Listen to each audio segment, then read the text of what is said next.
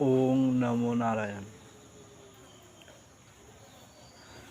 সারা সৃষ্টি জুড়া মানুষের মতন মহান আর মানুষের মতন ভালো আর কিচ্ছু নাই। মানুষ সর্বশক্তিমান। এই জিনিসটা মানুষের বুঝতে অনেক সময় লাগে, কারণ নদীর পানি যখন শান্ত থাকে, স্থির থাকে, তখন ওই মানুষের রূপটা পানির মধ্যে দেখা যায় না।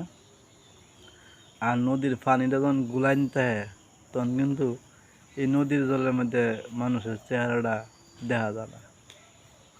মানুষের রূপটা স্বচ্ছ সুন্দর দেখতে গেলে নদীর পানিরে শান্ত করতে হইব, তো এই মানুষের চেহারা দেখতে পারবো।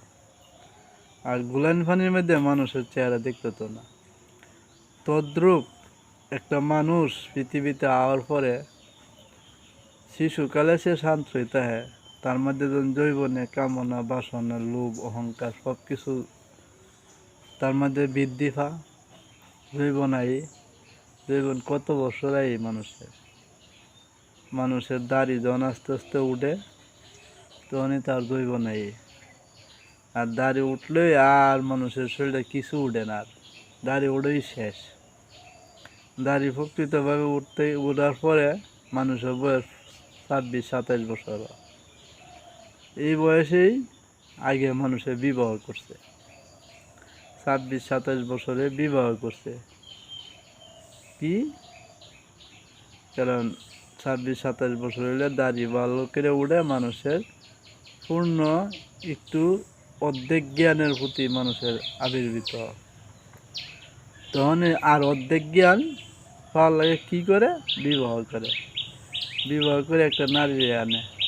তো নারীরে নিয়ে আসে, আস্তে আস্তে সংসার করে নারীর সাথে। নারীর জ্ঞান, নারীর শক্তি, নারীর রূপ, সে পুরুষ নারী এই সম্বন্ধে তার আরও সাংসারিক জ্ঞান আস্তে আস্তে প্রাপ্ত হইতে হইতে নারীর সাথে সম্পর্ক করে সন্তান উৎপাদন সব কিছু একটা পুরুষ করে। কিন্তু তখন তার মধ্যে গোলা জ্বলে জায়গা, তখন নারীর প্রেমে সে আর কিচ্ছু বুঝে না।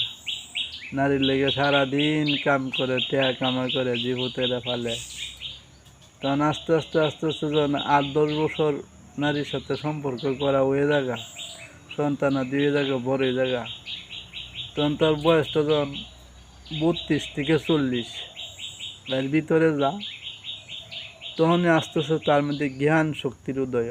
আরে তখন নারীর সাথে বিভিন্ন ঝগড়া, বিভিন্ন ভালোবাসা শক্তি আস্তে আস্তে মানুষের মধ্যে উদয়। কেউ নারী বেশি তর্ক করে, তর্কের জ্বালায় দূরও সংসার করতাম না, যায় আমরা বনবাস, এই চিন্তা ভাবনা জাগে। কেউ নারীরে অত্যাচার করে। এইভাবে অনেক গুলা জলের মধ্যে মানুষ পড়ে থাকা। তখন একটা মানুষের বয়স যখন 40 বছর হয়ে থাকা, তখনই তার মধ্যে জ্ঞান শক্তির উদয়, বিবেক জাগ্রত। মানুষের বিবেক জাগ্রতটা 40 বছর হইলেই মানুষের মধ্যে বিবেক জাগ্রত। আর বিবেক জাগ্রত হইলেই মানুষ স্থির হয়ে জায়গা, শান্ত ফানিয়ে জায়গা। এই শান্ত ফানিয়ে লেগেই সে নিজের চেহারাটা দেখতে পারে, তখনই সে সুন্দরভাবে সংসার পরিচালনা করতে পারে। তারপরে সে আর কারো সাথে ঝগড়া করে না, করে না। যে কোনো একটা জিনিস বোঝার মতন শক্তি তার মধ্যে জন্ম নেয় 40 বছর। এই 40 বছরই প্রত্যেকটা মানুষের আয়ু, প্রত্যেকটা সৃষ্টির মানুষের আয়ু হলো 40 বছর। 40 বছরটাই মানুষের মেন। 40 বছর পরে যে দিনগুলা তাহে মানুষের, তখন মনে করো গাদার দিন তাহে। গাদা যেমন সারাদিন ফিডে লবণের বস্তা দিলে লেহালি যাইব, 40 বছর পরে মানুষ জিফুদ বউ ফালবো আর গাদার মতন পরিশ্রম করে যাইব। আর মুহে না আর কইতো না, কারণ কেমনে না কইব, জিফুদকে ফালতে হইব, বড় করতে হইব, বউ ফালতে হইব। তখন মানুষ 40 বছর পরে গাদায় থাকে। আর জ্ঞান শক্তি 40 বছর পর্যন্ত মানুষের উদয়। 40 বছর পরে 60 বছর পর্যন্ত গাদা, 60 বছর পরে আবার তার মধ্যে কুত্তারাই গাইব। সেই সময় জিফুতের বিবাহ করাইব, জিফুতের বুয়াইব, তখন জিফুতে শ্বশুর শাশুড়িরে হেত হেত দাও দিব। কুত্তারা আমরা যেমন দাও দিই না, এই এই মানুষটারা এমনি দাও দিব, দাওয়া নিতে থাকবো।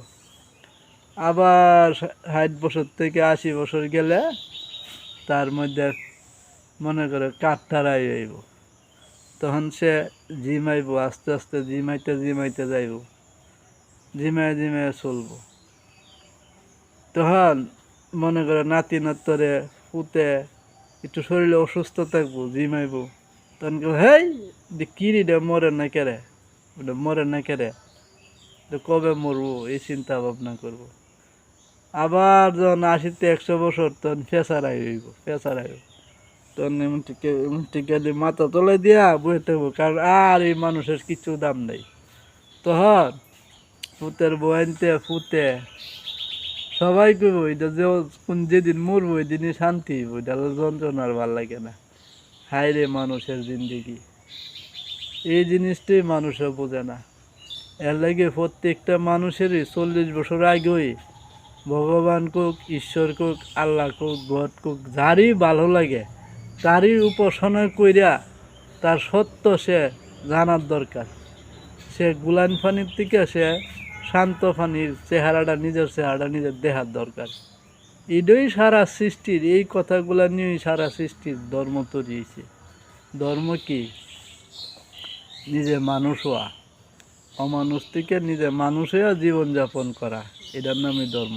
জয় নারায়ণ, জয় নারায়ণ, ওম নমো নারায়ণ।